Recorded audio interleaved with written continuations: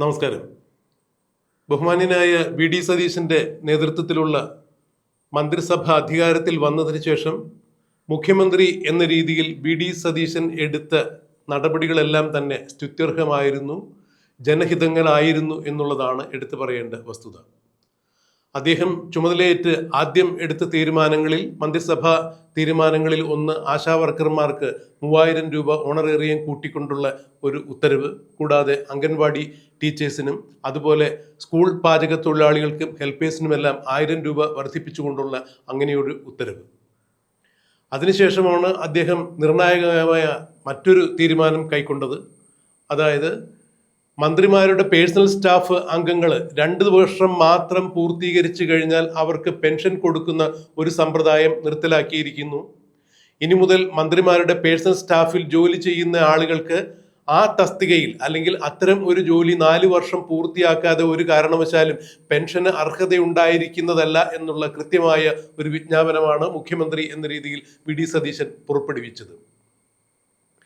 ഇന്നിപ്പോൾ മുഖ്യമന്ത്രിയുടെ ഇത്തരത്തിലുള്ള ജനഹിതകരങ്ങളായ ഓരോരോ തീരുമാനങ്ങൾ പുറത്തു വരുമ്പോൾ ജനം കയ്യടിയോടുകൂടി, അഥവാ അധികാരത്തിൽ വരുന്നതിന് മുമ്പ് വി.ഡി. സതീശൻ എന്തൊക്കെയാണോ അല്ലെങ്കിൽ UDF എന്തൊക്കെയാണോ ജനങ്ങളോട് പറഞ്ഞിരുന്നത് അതെല്ലാം ഘട്ടം ഘട്ടമായി പടിപടിയായി പൂർത്തീകരിക്കുന്ന നടപടിക്രമങ്ങളാണ് കാണുന്നത്. മുഖ്യമന്ത്രിയും UDF മന്ത്രിസഭയും കയ്യടി നേടുന്ന കാഴ്ചയും കാണുന്നു. ഇതിനിടയിൽ ഇപ്പോൾ സ്തുത്യർഹമായ മറ്റൊരു തീരുമാനം കൂടി പുറത്തു വരുന്നു. അത് ആഭ്യന്തര വകുപ്പ് മന്ത്രിയായ രമേശ് ചെന്നിത്തലയുടെ ഭാഗത്ത് നിന്നാണ്.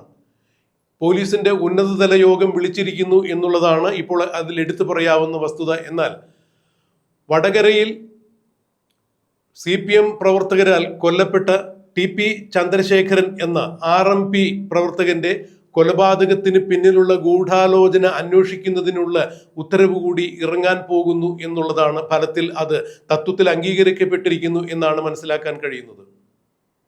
KK Rama MLA ഭർത്താവായിരുന്ന TP Chandrasekharan CPM എന്ന മാതൃസംഘടനയിൽ നിന്ന് തെറ്റിപ്പിരിഞ്ഞ് RMP എന്ന ഒരു പാർട്ടി രൂപീകരിക്കുമ്പോൾ CPMന്റെ ഒഞ്ചിയം മേഖലയിലുള്ള ഏതാണ്ട് 25,000-ഓളം ആളുകളാണ് RMPയിലേക്ക് ഒഴുകിയത് എന്നുള്ളതാണ് CPMനെ ഞെട്ടിച്ചത്.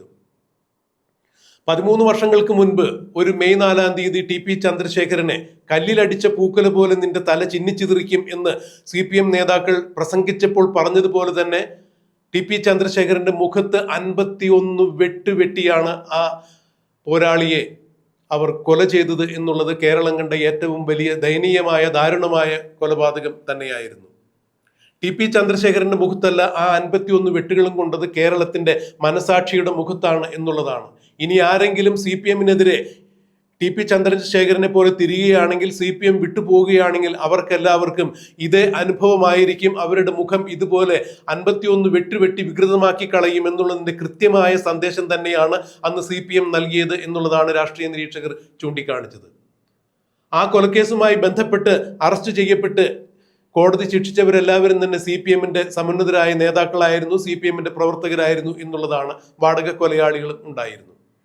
എന്നാൽ കൊടിസുനി അടക്കം TP ചന്ദ്രശേഖരന്റെ വധത്തിൽ പങ്കെടുത്ത ആളുകൾക്ക് അല്ലെങ്കിൽ ആ കൊലയാളികൾക്ക്, കൊട്ടേഷൻ കൊലയാളികൾക്ക് TP ചന്ദ്രശേഖരനുമായി യാതൊരു തരത്തിലുള്ള ശത്രുതയും ഉണ്ടായിരുന്നില്ല. അവർക്ക് TP ചന്ദ്രശേഖരനെ വ്യക്തിപരമായി അറിയുമായിരുന്നില്ല. TP ചന്ദ്രശേഖരനും അവരുമായി യാതൊരു തരത്തിലും ഇടപാടുകൾ ഉണ്ടായിരുന്നില്ല. അങ്ങനെയെങ്കിൽ പിന്നെ എന്തിനാണ് അവർ TP ചന്ദ്രശേഖരനെ വധിക്കുന്നത് എന്നുള്ള ചോദ്യം തന്നെയാണ് ഈ കൊലപാതകവുമായി CPMന്റെ ചില നേതാക്കളുമായി നടത്തിയ ഗൂഢാലോചനയുടെ ഉൾവശങ്ങൾ പുറത്തു വരുന്നത്.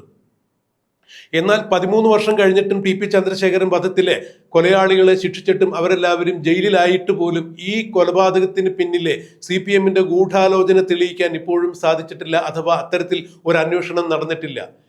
ഇപ്പോൾ TP ചന്ദ്രശേഖരന്റെ വിധവയായ KK രമ MLA അവിടെ നിന്നും തുടർച്ചയായി 3 പ്രാവശ്യം തെരഞ്ഞെടുക്കപ്പെട്ടു. ഈ MLA ഇപ്പോൾ പറയുന്നതും ഈ MLAയുടെ ആവശ്യവും TP ചന്ദ്രശേഖരൻ വധത്തിന് പിന്നിലെ ഗൂഢാലോചന തെളിയിക്കണം, അന്വേഷിക്കണം എന്ന് തന്നെയാണ്.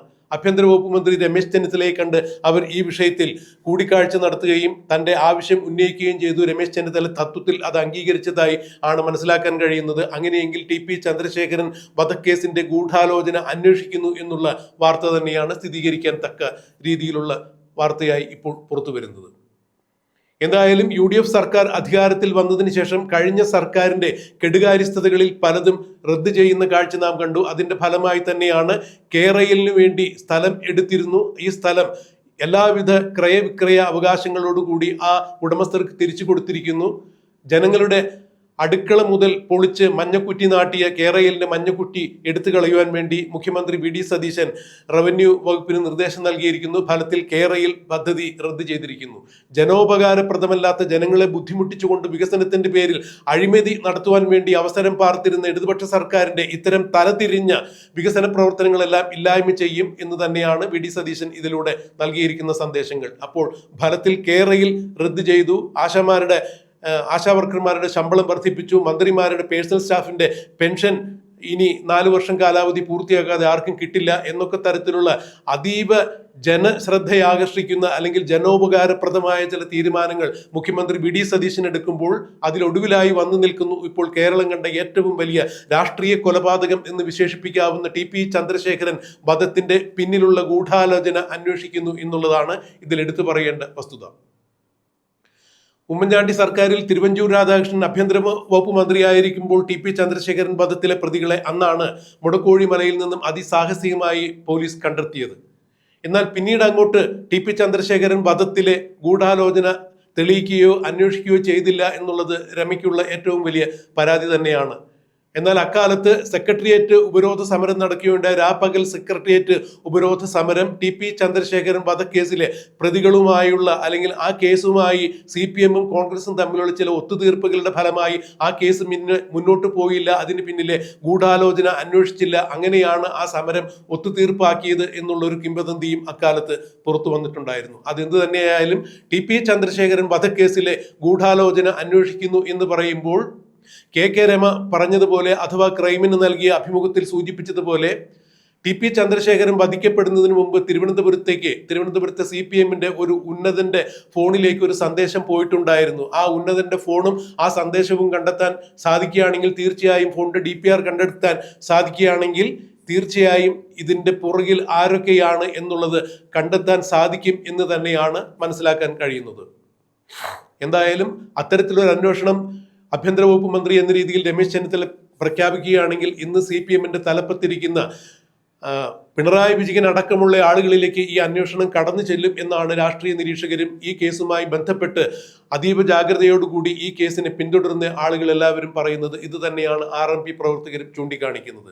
രാഷ്ട്രീയത്തെ രാഷ്ട്രീയമായി ഉന്മൂലനം ചെയ്യാൻ സാധിക്കാതെ അല്ലെങ്കിൽ ആദർശത്തെ ആദർശപരമായി നേരിടാൻ സാധിക്കാത്ത ആളുകളാണ് രാഷ്ട്രീയ നേതാക്കന്മാരെ കായികമായി ഇല്ലായ്മ ചെയ്യാൻ വേണ്ടി ശ്രമിക്കുന്നത്. ഇത് വ്യക്തിപരമായ ശത്രുതയാണ്, രാഷ്ട്രീയ ശത്രുതയല്ല. അത്തരം ഒരു രാഷ്ട്രീയം ഇനി കേരളത്തിന് ആവശ്യമില്ല എന്ന് തന്നെയാണ് ഇപ്പോൾ ജനങ്ങളും പറയുന്നത്. എന്തായാലും TP ചന്ദ്രശേഖരന്റെ വധത്തിൽ നടന്ന ഗൂഢാലോചന അന്വേഷിക്കും എന്ന് ആഭ്യന്തര വകുപ്പ് മന്ത്രിയായ രമേശ് ചെന്നിത്തല KK രമയ്ക്ക് വാക്കുകൊടുത്തതിന് പ്രകാരം അന്വേഷണം നടക്കുകയാണെങ്കിൽ തീർച്ചയായും അത് CPM-ന്റെ കോട്ടകൊത്രങ്ങൾ പിടിച്ചുലയ്ക്കുന്ന കാഴ്ച തന്നെയായിരിക്കും. എന്താണ് ഇക്കാര്യത്തിൽ നടക്കുക എന്നുള്ളത് നമുക്ക് കണ്ടറിയാൻ കാത്തിരിക്കാം.